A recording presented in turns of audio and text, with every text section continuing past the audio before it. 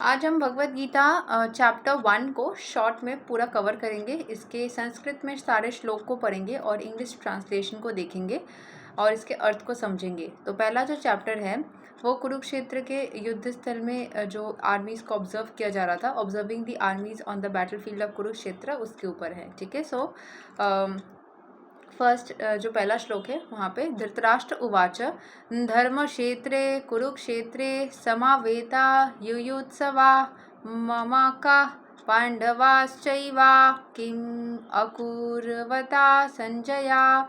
So Dhritarashtra said, O Sanjaya, after my sons and the sons of Pandu assembled in the place of pilgrimage at Kurukshetra desiring to fight, what did they do? तो धृतराष्ट्र संजय जिसके पास psychic capabilities आई थी व्यासदेव के आशीर्वाद से, उनको पूछ रहे थे कि मेरे जो भी पुत्र हैं और पांडु के जो पुत्र हैं वो सारे कुरुक्षेत्र में एकत्रित हुए हैं, तो वो क्या कर रहे हैं, जो फाइट करने के लिए गए हैं वो क्या कर रहे हैं, मुझे बताओ। दूसरा श्लोक संजय उवाच दृष्ट्वा तु पांडवनीकं व्यूधं दुर्योधनास्तदा अचरयम् उपासंगम या रजा वचनम अब्रवीत। Sanjay said, O king, after looking over the army arranged in military formation by the sons of Pandu, King Duryodhana went to his teacher and spoke the following words. तो संजय बोल रहे हैं कि राजा सुनिए कि आर्मी को देखने के बाद पांडु के पुत्र जो है कैसे मिलिट्री अरेंजमेंट में खड़े हैं, वो सब देखने के बाद दुर्योधन जो कि आपके पुत्र है वो अपने टीचर के पास में, जो कि था द्रोणाचार्य, उसके साथ बात करने गए हैं। तीसरा श्लोक पश्यैतं पाण्डुपुत्राणाम् आचर्या महतीं चामूं व्यूधां द्रुपदा पुत्रेण तवा शिष्येन धीमता। O my teacher, behold the great army of the sons of Pandu, so expertly arranged by your intelligent disciple, the son of Drupada. So यहाँ पे हो रहा है बात कि कितने सुंदर तरीके से पांडु के पुत्र ने अपने आर्मी को अरेंज किया है। ठीक है, उसके बारे में बोला जा रहा है। दुर्योधन एक्चुअली ये बात द्रोणाचार्य से जाके बोल रहे थे कि देखिए आपका जो डिसाइपल है, जो द्रुपद का पुत्र है,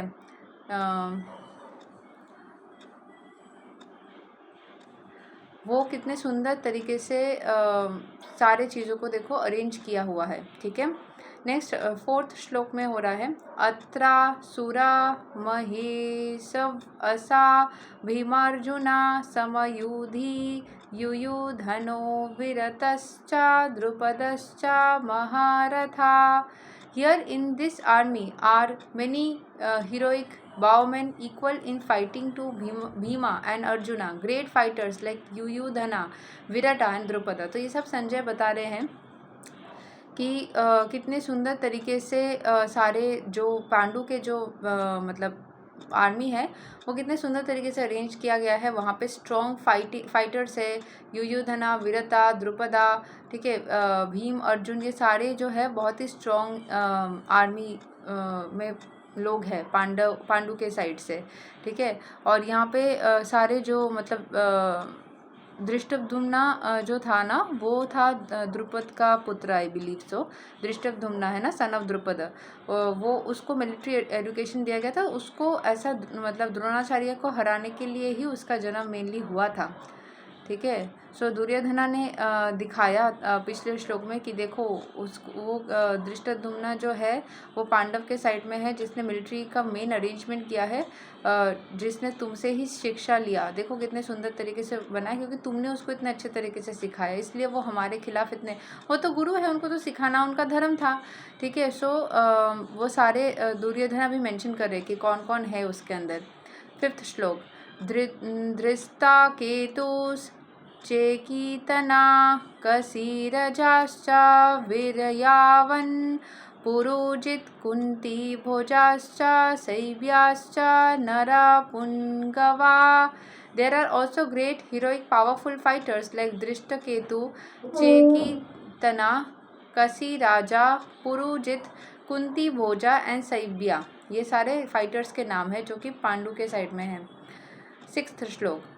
युधा मनयुश्च विक्रन्ता उत्तमौजश्च वीर्यवन् सौभद्रो द्रौपदेयश्च सर्वा Eva महारथा। There are the mighty Yudhamanyu, the great powerful, Uttamauja, the son of Subhadra, and the sons of Draupadi. All these warriors are great chariot fighters. तो सब fighters के बारे में बताया जा रहा है। सातवां श्लोक।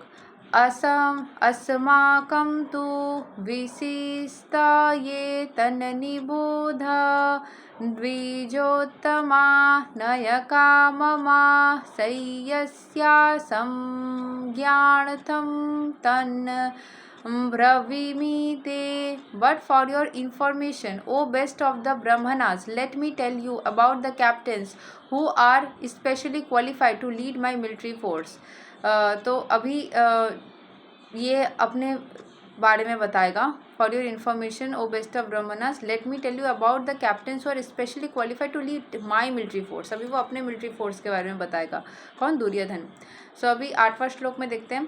भवन् भीष्माश्च कर्णाश्च कृपाश्च समितिं जया अश्वत्थमा विकर्णश्च सौमादतिस् तथैव च। There are personalities like you, Bhishma, Karna, Kripa, Ashwathama, Vikarna, and the sons of Somdatta called Bhurishrava, who are always victorious in battle. तो वो अपने आर्मी के बारे में बता रहे हैं। 9वां श्लोक। अन्ये च बहवा सुरा मद अर्थे त्याक्ता जीविता नना शस्त्रा प्रहारना सर्वे युधा विशरधा। There are many other heroes who are prepared to lay down their lives for my sake. All of them are well equipped with different kinds of weapons and all are experienced in military science.